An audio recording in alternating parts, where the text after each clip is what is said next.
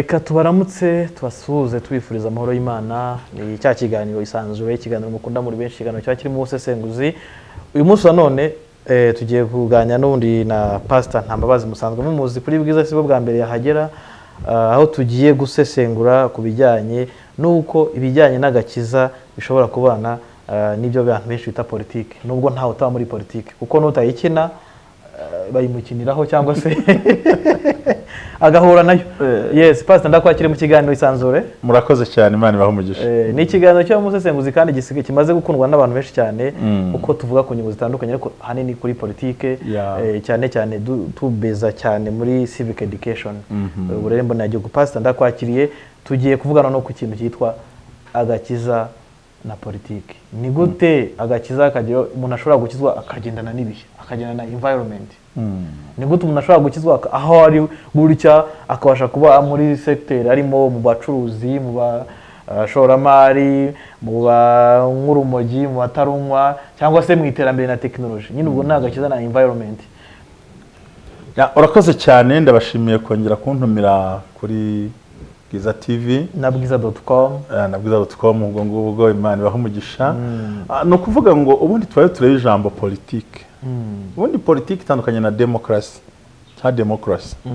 Politike ni ijambo ribumbye ibintu byinshi. Aho politike y'ubuhinzi, ay'ubworozi, politike y'amadini, politike y'urubyiruko, mbega n'uburyo kibagena uko ibintu bizakorwa. Sijye nabikorwa cyagena n'uburyo bwagutse busesenguye bw'imirongo migari ikintu kizakorwamo.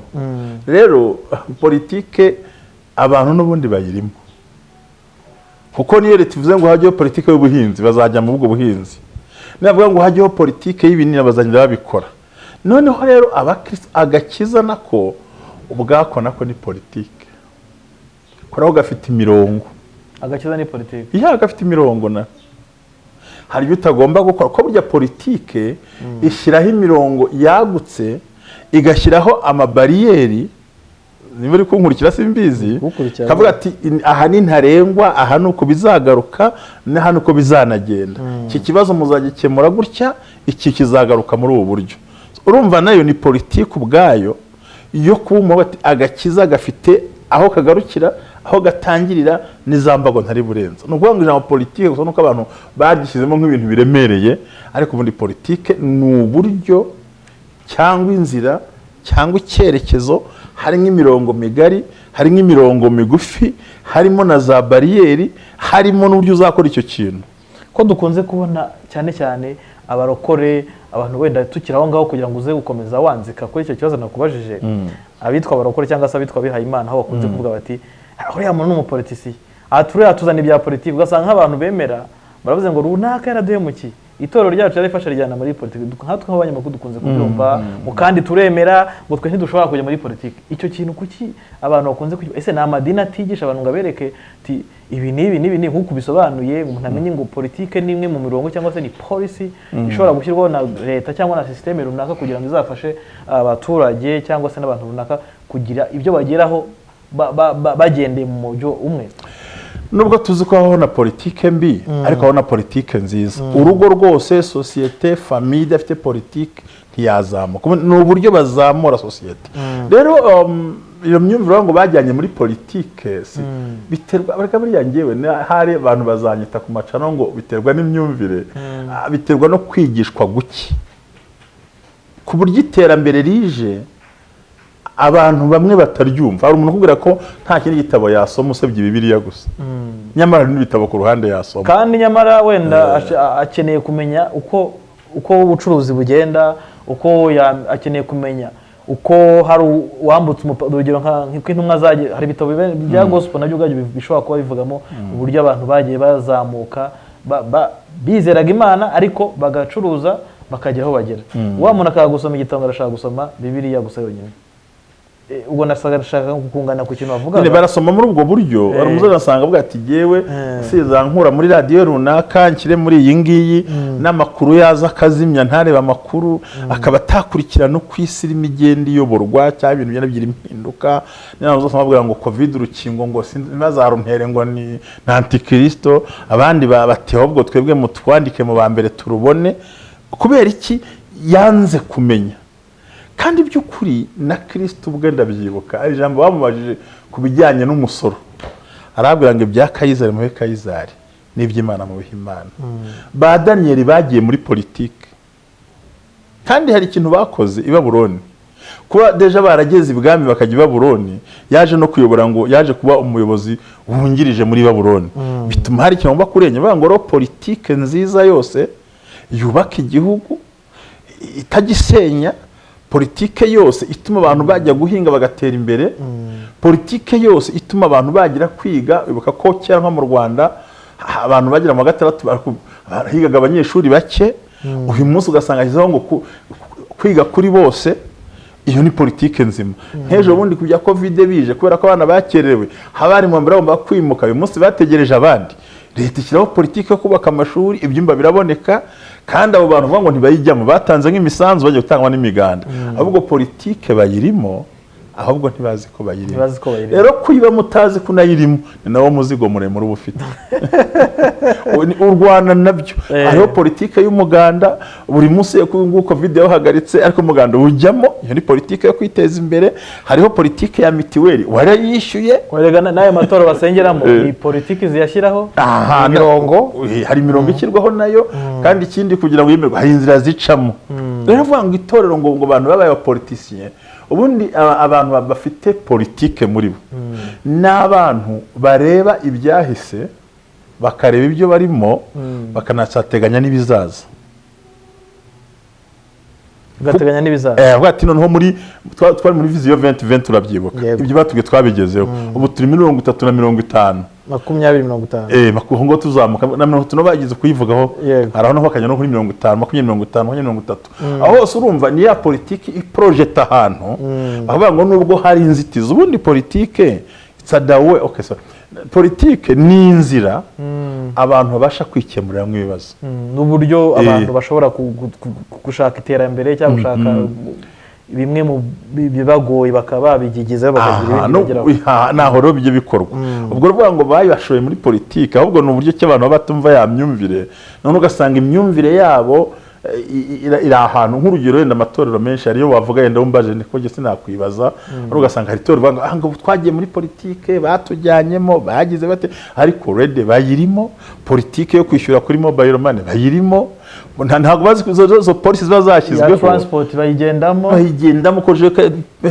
bagikozaho ntuze tap and go n'ibintu byinshi byagenwe na ya politike ya miyoborere myiza ugasanga n'ubundi banayirimo ahubwo ikintu kiba giteye ubwo ni uburyo bashaka kuyihisha kuko burya politike yo ntawe wayihisha yiramurika nibivuze ngo ntidushaka insengero zisakuza bamurike mwite mushaka amafaranga mushyiraho sound proof niyo bavuze ngo turashaka yuko nta basengera mu mazu acururizwamo ikamurika bakubaka isengero n'ibyangombwa n'uburyo bwo gutegura abantu neza hanyuma pastor kuba hari abakristo bamwe na bamwe usanga icyo kintu cyo kuvuga ngo ntibashaka kuba muri politike kandi bayirimo kigateza confusion rimwe na rimwe ugasanga harimo n'abarwanya gahunda za leta ntibashaka kuzubahiriza kandi izo ngamba cyangwa izo gahunda ugasanga nibo zakabaye zinagira umumaro ari ugasanga barafatiye mbere mu kuzirwanya ni bya antikristo twe dushaka kujya muri politike icyo kintu kibona gute ni ikibazo cy'amadini atabigisha ni ikibazo cy'imyumvire y'abaturage iri hasi ni iki kibazo kirimo ibibazo ndabifata mu buryo bubiri twigishije abantu ibyo dushaka twabikishije iby'isi ishaka mwigishije abantu ibyo mushaka biri muri Bibiliya mukizwe muhinduke mwihane muture musenge mubyare baye arangije mu bakura mu isi mu bajyana hirya mu mwuka kandi bagituye mu isi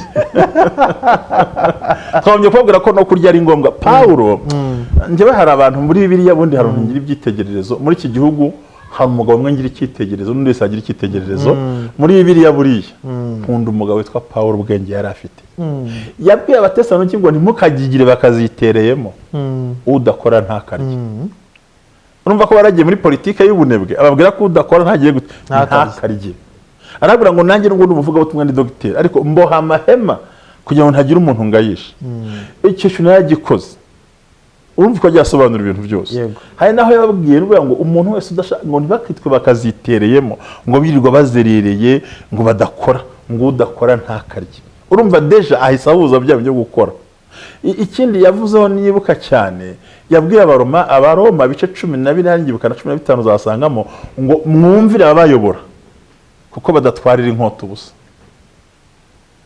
urumva deja yahise anorient icyo bita kubaho ubuyobozi inkota tugona amategeko ni amategeko ubundi inkota mu buryo bwa Bibiliya cyangwa mu buryo bw'abandi ni ubushobozi imbaraga bifitemo kandi abayobozi bo ntago ubushobozi ari mu maboko yabo ubwo ni itegeko kuvuga ngo kitugishyizeho kitugikuyeho urumva ko Pawulo yatanze iyo nama aravuga ngo mwumvire abayobora n'abategetsi yageze ku rwego yerekanamo izo nzira noneho ko umukristo atakumvira gahunda za leta cya gahunda za politike iriho ni imyumvire mikeye kandi ni cyiza leta nimuhuta ziramwigisha ahubwo nabona ngo turacyafitazeho kwigisha abantu hanyuma noneho wenda dutinze ku kintu cya politike politike n'amadini cyangwa se politike n'abantu n'agakiza n'iki noneho tugiye kujya noneho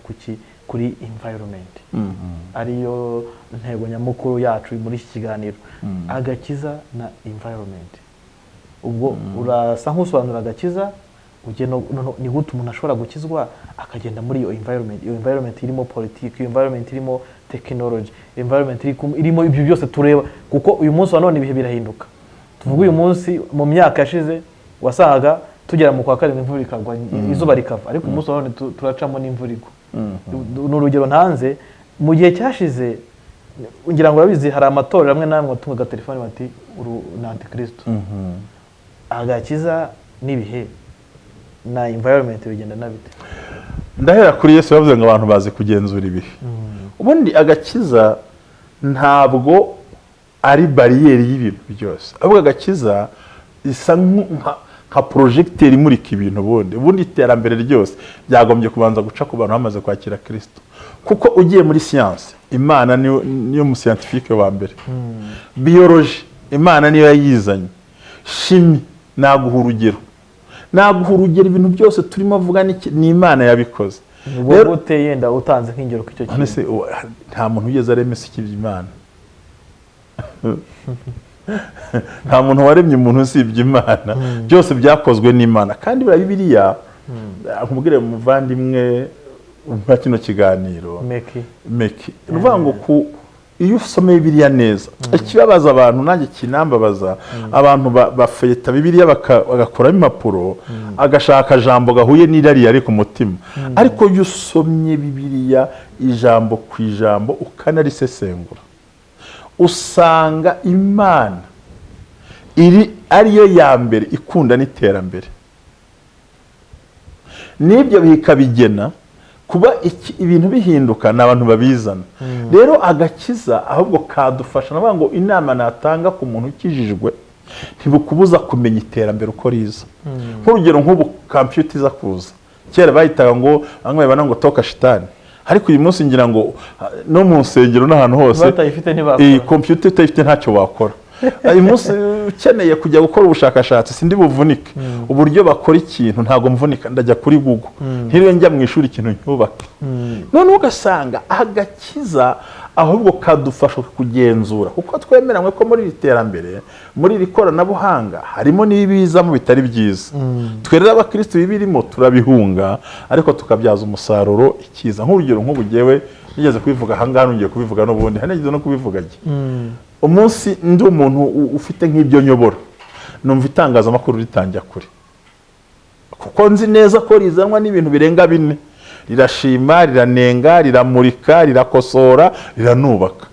rero urumva wa muyobozi urihunga ngo ntimwumva njya mbyumva njya mbikurikirana ati Kristo ni inzaduka kandi ngewe nuza ukangira inama ngo hari umuturage hepfo aha ngaha wagize gutya ndi umuyobozi nzamenye uko mbikemura. Ese cyagiye niba nkeneye kumva ijambo ry'Imana ndajya kuri Bwiza nkoreho nkande ndebe mfitemo n'iki Imana yavuze? Ahubwo ikintu kiriho niki, iterambere ntiribangamira ubukristo, ahubwo iterambere nabyita ngo n'urundi rwego rufasha abantu gusobanukirwa Bibiliya uko bashaka. Twajyaga dutwara Bibiliya mu ntoki, ariko uyu munsi kubera akazi kenshi muri telefone irimo. Kera wayisomaga, harimo n'abakigisha ko gutwara Bibiliya muri telefone ari icyaha ndetse ari inzaduka. Cyanditse heza muri Bibiliya? Iyo babivuga ntago bashingira, bakunda kuvuga ko ubundi rero ndakubwira ngiye ibintu bitanditswe, ubundi kubwira ibintu bitanditswe muri Bibiliya ntago apfa kubimbwira. Ndabyumva ngaseka ibintu bitanditswe mu itegeko, ibintu ntumvise itangazo risohora abantu bavuga, hari ibintu numva nkumva nyine ni simbifata nka rumazi unyumve, ahubwo mfata nk'imitekerereze y'abantu. Kandi na Kristo ntigeze yigisha imitekerereze y'abantu. None ko bikorerwa mu nsengero, nakubwiye ijambo rimwe byose ni imyumvire y'abayobora n'abayoborwa. Noneho bigatuma ariko ikiba kiriho nanimo nibaza ntekereza, ese ba bantu baje mu rusengero bose niko bafite ya myumvire? Kuki izo nyigisho zitambuka muri abo bantu? Tuzarinda tuva ku isi hari abantu bafite imyumvire iciriritse, n'abafite imyumvire iri hejuru. Njya nibuka njya kwiga umuntu arambwenga ko wabyihoreye, ko wari wahinze ibirayi ku gikongoro wabiretse, umuntu yiga kuze gute? Ndagenda ndiga. Uyu munsi iyo tuganira zicyo mubwira nawe, kubera ko ibyo nkeneye kumenya, hari ibyo nkeneye gusobanukirwa. Rero icyo warumbaje kwe utwo ni kibazo gisa nk'ikiremerere ku muntu yumva. Agakiza ubwako nako ni iterambere, kuko kazana impinduka. Tekinoloji izana impinduka. Tekinoloji yorohereza ubuzima. Tekinoloji nigeze kujya mu gihugu kimwe numva ndishimye. Uzi ko nta museriveri ubayo, muba mwarishyuye mbere, wagera ku rugero ukikingura. Haba umuntu ubidepoza, warangiza kurya nta muntu uguseriva ntaki, ugatwara akantu karya ugaca kuri mashini yoza ibyombo, ukafata izaje gukoreshwa uwo mwanya ukabuta muri poubelle, isahani ukayishyira kuri mashini kozwa, ukongera ukigendera. Iki kintu umva deja bagabanije ya mirimo. Nageze muri Israel ndareba abantu buhira bibereye mu kazi, nta muntu ujya kuhira agira isaha yo kuhira yibereye mu kazi. Urumva ni facilities, ni uburyo kibudufasha kubona nta mwanya wo kujya imbere y'Imana. Ariko batazi Imana n'abandi bantu bibitsemo bwa bujiji, ugasanga bagise ngo ni ikibazo, ariko nta kibazo gihari. Wabana n'ikoranabuhanga, wabana na tekinoloji, wabana n'ibindi byose, wajya n'ahandi hose ukareba, wakwitegereza ukabona. Kandi n'agakiko gakiza ko ubundi agakiza ni iki kwanza? Ni ukwakira Kristo nk'umwami n'umukiza mu bugingo bwawe, no kwitondera ibyo yatubwiye. Ibyo yatubwiye nta computer irimo, ibyo yatubwiye nta telefone irimo. Yavuze gusa ngo twirinde ibyaha, amategeko y'Imana aranditse turayazi ni 10. Yesu kubw'urukundo dukunda, bageze mu butayu bashyira handi 600 n'abayuda barayongera, amadini yongera handi yose, ariko Kristo ari hafi kudupfira. Ngira ngo ni muri ubutumwa bwa Yesu tugati muri Yohana 14 hafi aho ngaho 15 bavuga ngo dore mbasigiye itegeko. Afata ya mategeko yose yakora modification, asiga abiri yonyine. Ukundisha Uwiteka umutima n'ubwenge bwawe bwose n'imbaraga zawe, kandi ukunde mugenzi wawe nkawo bwawe. Rero urubyiruko rukeneye ikoranabuhanga, kuko hari ikibazo akuramo.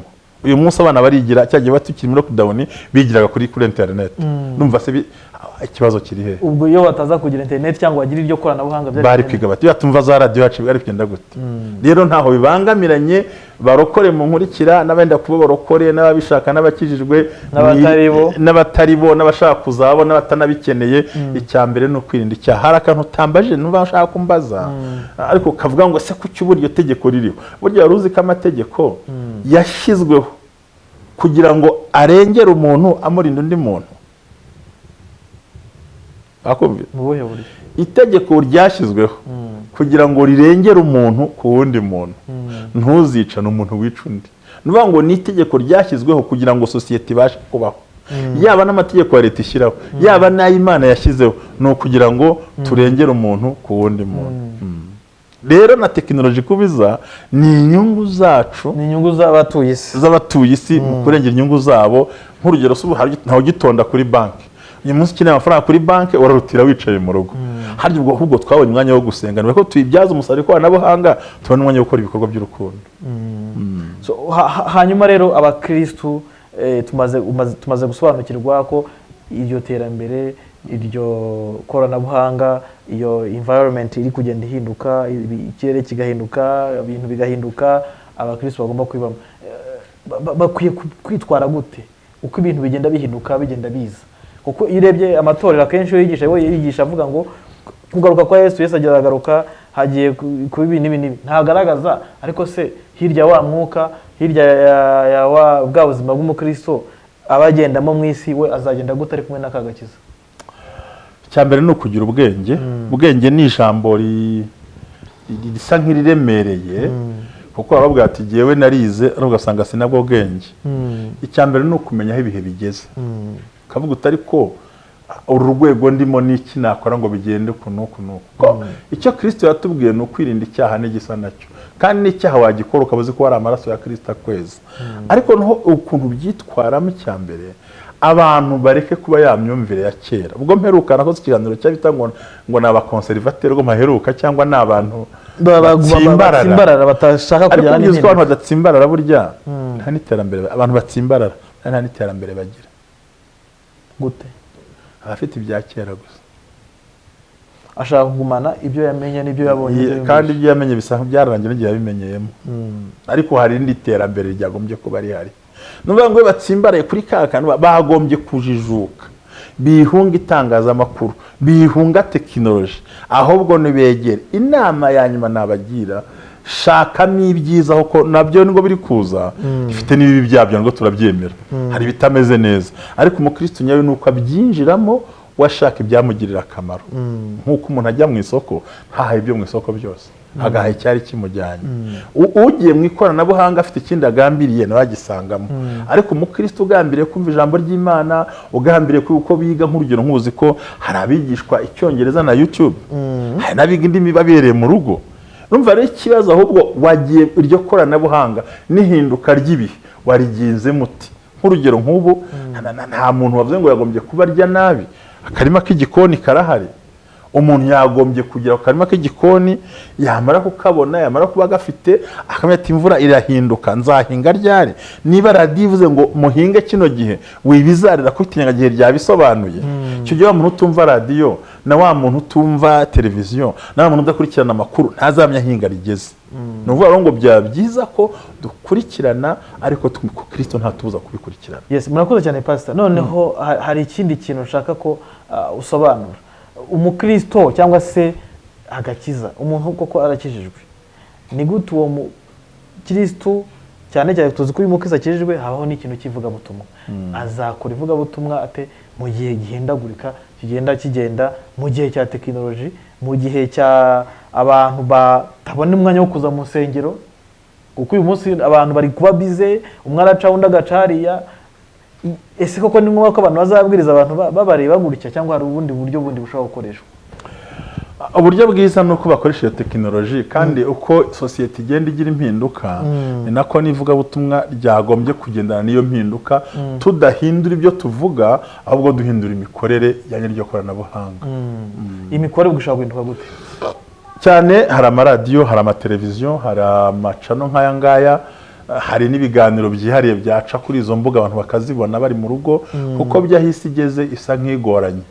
Kandi ukaba nta muntu washinja ko atabonetse. Rimwe wa muntu uri mu ndege agenda, nigeze kumva umupasiteri atanga ikiganiro ati mu rusengero rwanjye sinyangira abakristo 600, ategura atanze ikiganiro mundebwa n'abantu barenga 1000. Urumva ko abantu barafite umwanya wo gukora muri ubwo buryo. Rero nuko tugendana n'ikoranabuhanga, ariho twagumana kagakiza kacu, ko nta naho nta ikoranabuhanga rishobora kukwambura agakiza wari ufite. Ese ubundi Pastor, tuvuge wenda ku mukristo cyangwa se ku muntu ufite agakiza, environment yoroshye ku mukristo n'itoroshye ni iyi? Ni ikibazo wenda gisa nkaho kigoye ukuntu, ariko mushobora kugisobanura. Umukristo ashaka kubwirwa n'iki?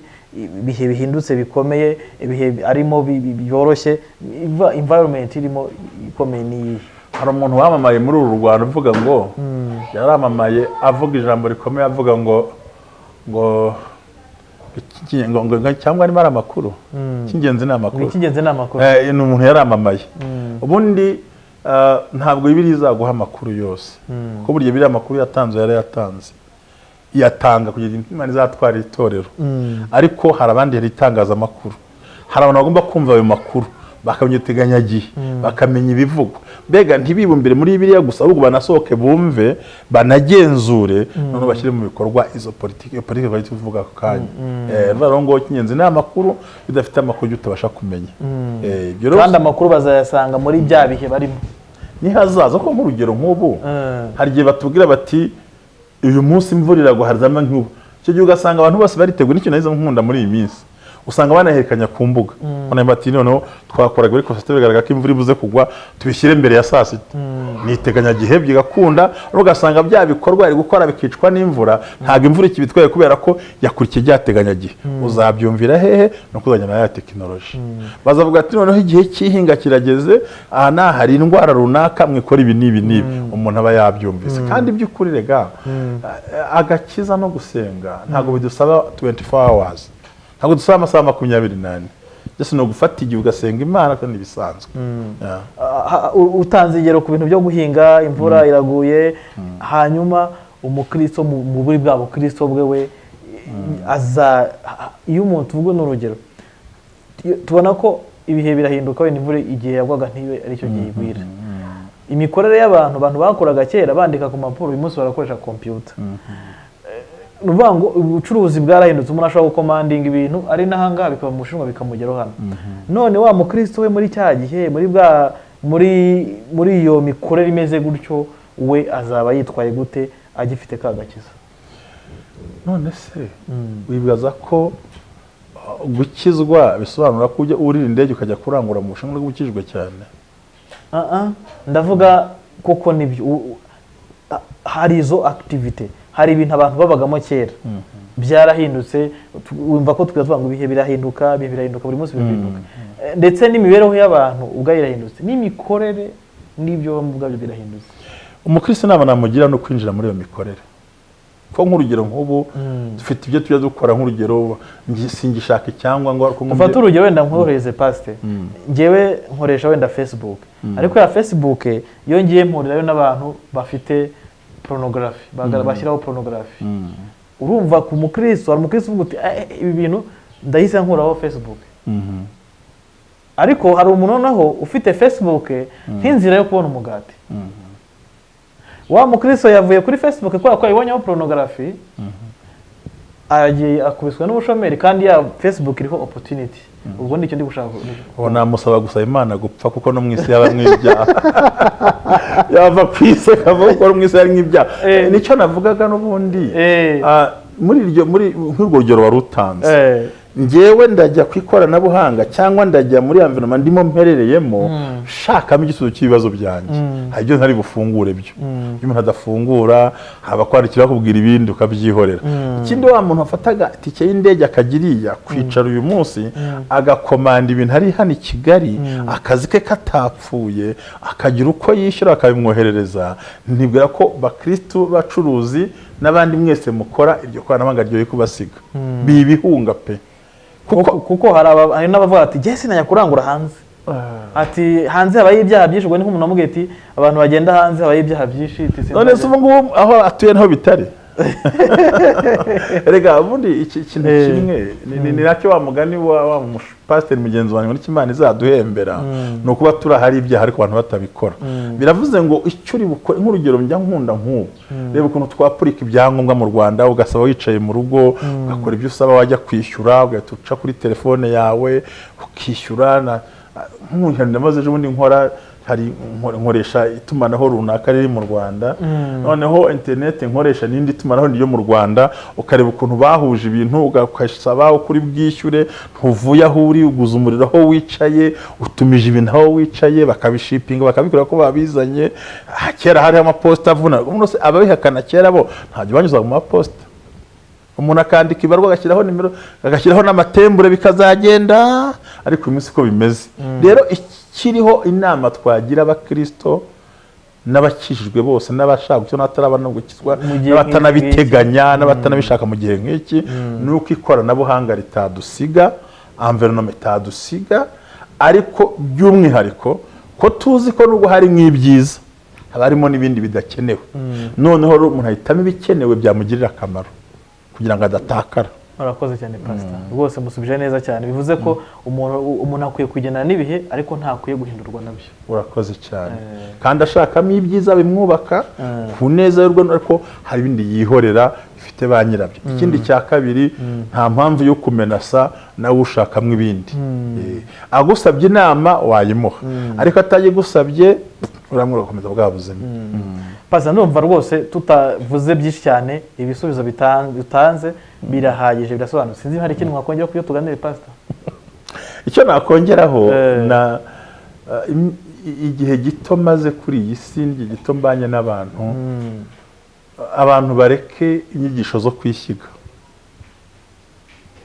Inyigisho zo kwishyiga ubwo ni za zindi bakura mu babyeyi babo cyangwa nabo bicaye nko mwirigara, niko babyita bamwirigara, batasaba ko pastor irigara n'abantu bahurira banywera ka kantu kabo n'abandi bose, umuntu akicara ugasanga ubundi babita ngo nabashyushya inkuru, boye kujya kubugushyushya inkuru.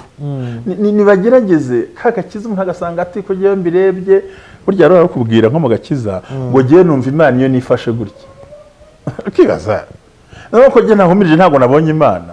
Nibareke kwigisha imyumvire yabo n'amarangamutima noneho no gushaka kudushyira mu byo bashaka.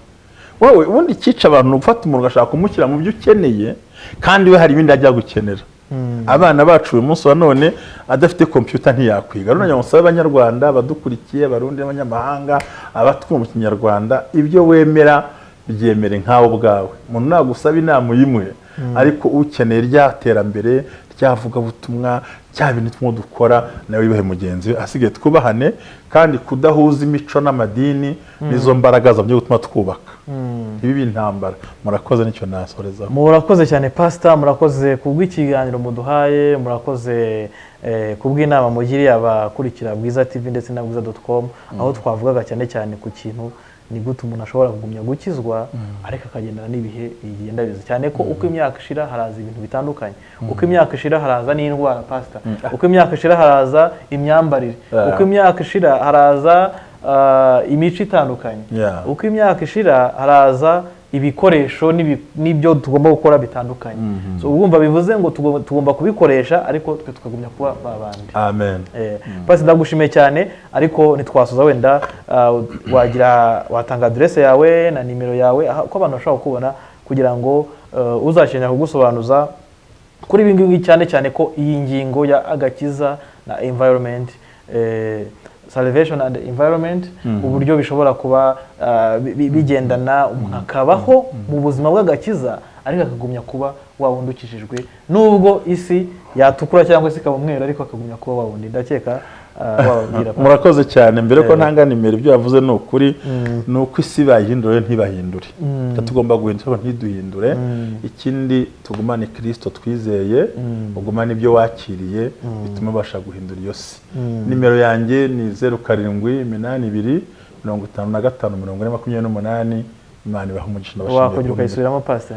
0782 55 28 Imana nibaha umugisha mwinshi. Reka tubashimire cyane ikiganiro Isanzure, ikiganiro noneho uyu munsi twe twazanyemo gospel, kuko nayo ikeneye iyobokamana y'ubwayo n'ubuzima, ni politike nkuko pastor yabivuze, kandi politike nibwo buzima bwacu. Mukomeze kugira byiza rero naho ubutaha.